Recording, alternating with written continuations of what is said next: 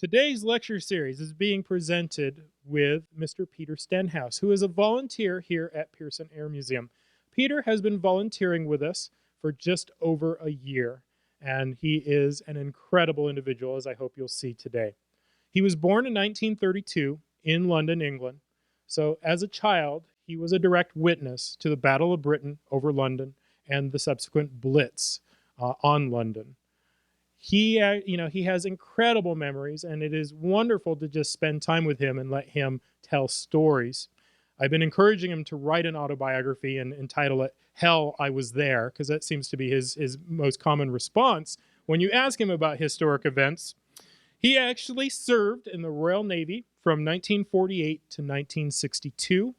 He sailed the world. He became a petty officer in the Royal Navy, and he was a gunnery instructor. He served on some really historic ships that had World War II, and actually a couple of them World War I histories as well. He did actually, in his last years in the Royal Navy, he was able to go to St. Andrews College in Great Britain and actually got a degree in archaeology. As many of you know, I am actually an archaeologist with the National Park Service as well. So we oftentimes get to chat about archaeology as well. I'm always envious with his stories regarding Roman archaeology back in Great Britain, and he loves hearing about the Hudson's Bay Company and U.S. Army history, archaeology here at Fort Vancouver. So we have many things to chat about. He was also served as a royal guard for Her Majesty the Queen for 1 year while he was with the Royal Navy. What is amazing now is that Peter has been a visitor to the United States since 1962. He has some sort of immigration status. He is not a U.S. citizen, but basically he has permanent residency here in the United States. He has now resided in the United States longer than he resided in Great Britain.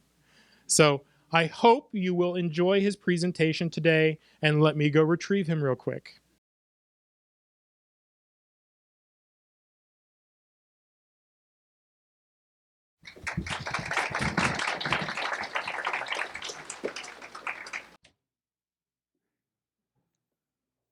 Everybody, Peter Stenhouse. Hello.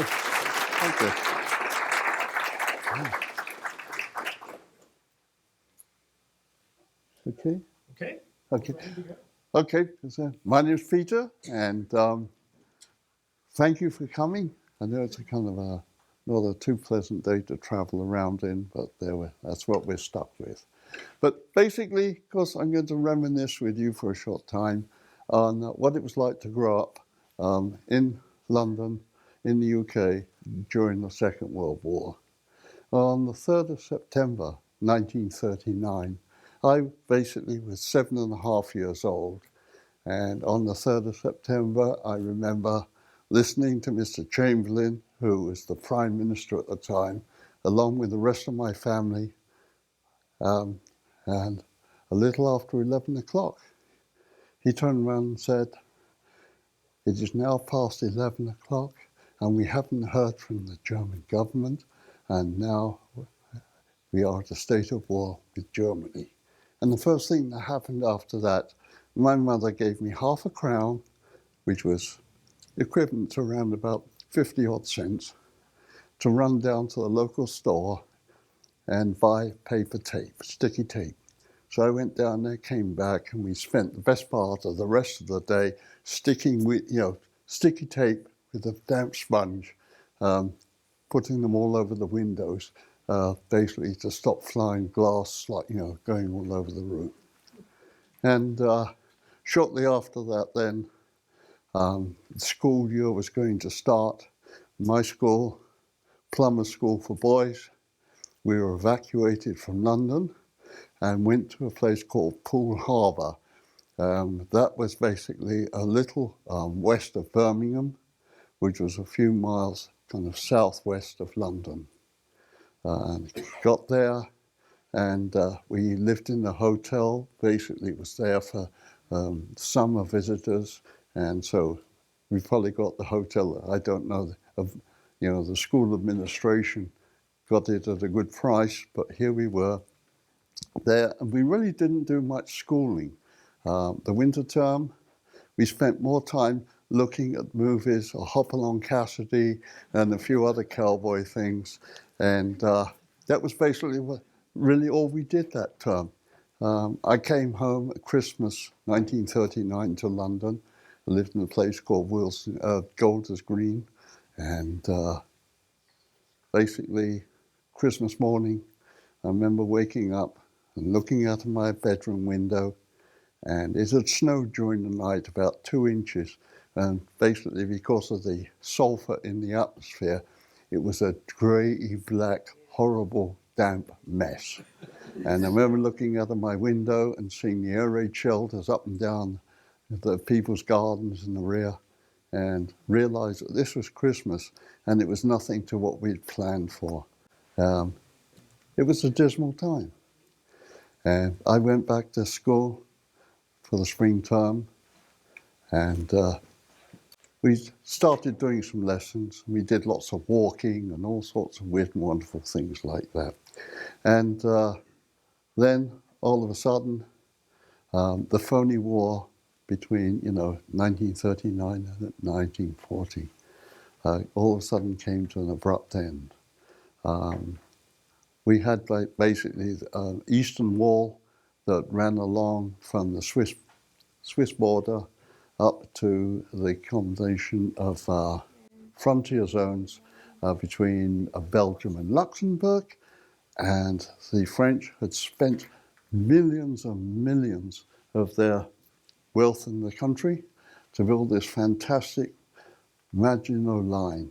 It was basically supposed to be impregnable, and the Germans realized it was impregnable, but the only sad point in the whole thing was that it stopped at the Belgium and Luxembourg border, and so all of a sudden, just kind of east of there was the Ardennes forest, and basically it seems that the people in charge realized that it was impregnable for modern armies to go through the Ardennes. Well, the Germans proved them wrong, and they tore through the Ardennes and basically went into Belgium, Holland, and swung round into France. And the Allied, the French, and the VEF, British Expeditionary Force, kind of was crushed. And we fell back onto Dunkirk, and then there was a fantastic organisation there with all the little boats, all the little pleasure boats from the Thames and along the south coast were sent over to France, and they pulled out over 300,000 troops in 4 or 5 days. And by the end of June, by the beginning of June, the 3rd and 4th, they realized that the evacuation, as far as they could, ended. And all these troops coming into England, they'd left all their equipment behind, their ammunition, their supplies, all their spare gear, the armour, what there was of it. They were all scattered across France. And we then realized that we were alone. We had nothing to look forward to except probably an invasion. And the country prepared itself. We had a thing called the LDV, Local Defence Volunteers, which are old men with pikes, kind of bent golf clubs, anything, old rifles, pistols. This was what was going to stop the German juggernaut if it landed. And we've kind of, my father and my mother basically realised that this might be the end for us. And so they brought me up from boarding school, and the same as a lot of other families, and realised that, let's be together if this is the end. And I didn't go to school for a few months, and then it was summer again. And basically, I was playing with a friend of mine who lived just up the road from me. And on the 7th of September, we were playing, and I went up to his house. His father was a manager of an express dairy, a dairy company that supplied milk, eggs, and butter and so on, on a house-to-house basis. And I went up to his place. His family had an apartment of on the 3rd floor on this promenade of little shops. And the sirens went off. And I was looking through this French window and watching all these little dots and all the smoke rising. And this was the start of the Blitz. And I watched it, and as the dust came, it went from smoky grey, basically, to a dull red in the sky. And the people, you know, my friend's parents said, I think it's about time you went home. Your mum will be waiting for you.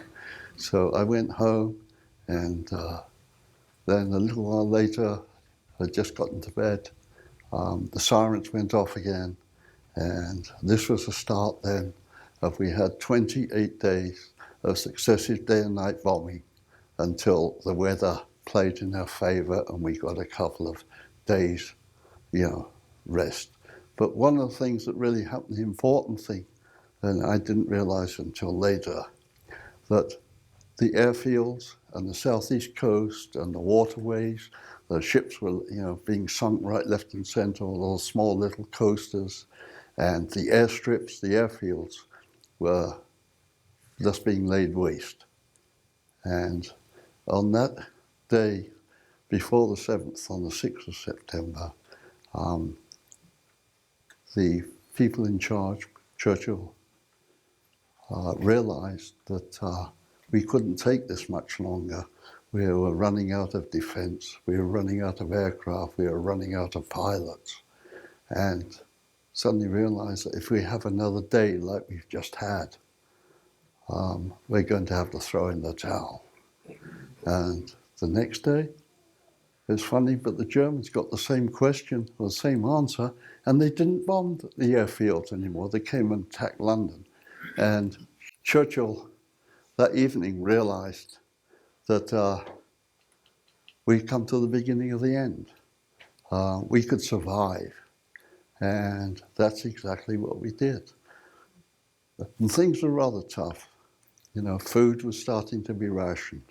I can remember my friend's father, who owned the express, you know, ran the express dairy, coming round and talking to my father and saying, they're going to ration sugar tomorrow. How much do you want now? And so he got something like 50 or 60 pounds of sugar, and they were put in little 2-pound boxes up and down the hallway on the side. And all you could see were these, but didn't last very long. You know, we still used sugar the same as we always did. And eventually we went back, you know, onto just the rations. We were rationed, but same as basically over here eventually. You know, fats, butter, bacon, meat. And then we also had all tinned foods were rationed. We had a point system for that. And eventually my parents got me back into school again. And it was a very, very dodgy time. You know, we had rays, as I said, you know, day and night. And so we were basically living under the stairs in a little closet for brooms and buckets and things. And that's where we used to spend, but it was the strongest place in the house. And we went into London a couple of times, and it wasn't too nice. You know, there was bombed up buildings, damaged water mains, gas mains. Everything was disruptive. And eventually then at the end of kind of November, my father and my mother realized that we should probably move, not quite out of London, but close enough to get to work. And so this is what we did. We moved to a place called Staines, which is near Windsor, near Eton. And we stayed there for just a few months because transportation became so awkward, so slow. You couldn't guarantee waiting for a train that it was going to turn up because of damage and slowing down the trains, damaging rails, railway stations, and so on.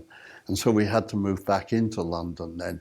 And just basically, with the winter coming on, sometimes there were days when there was no flying either side.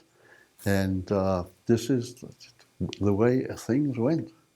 And I can remember actually just before we moved back to London, my mother took me up to London for something, and we had to hitchhike up to London.